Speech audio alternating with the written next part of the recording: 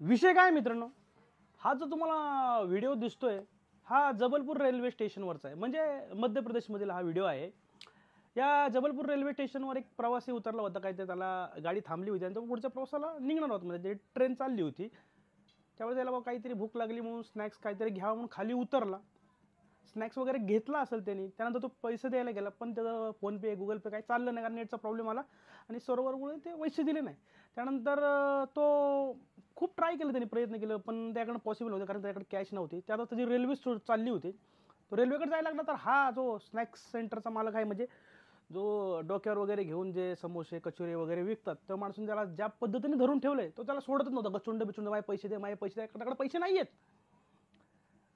तो सांगतो माझ्याकडे पैसे चालू ना, मी नंतर देतो वगैरे असं बोलतो. तो व्हिडिओ पूर्ण आहे, पण हा ऐकायला धरत नाही. हा गुंडागर्दी करायला लागला. म्हणजे त्याची तुम्ही तो व्हिडिओ बघताय ना कसा दिसतोय तो. शेवटी त्याने वैतागून त्याचं ते घड्याळ आहे ना त्याला दिलं, तरी तो गचुंड पकडत नव्हता. मग त्या स्नॅक्सवाल्याने त्याचे काही समोसे दिले आणि त्याला जा म्हणला.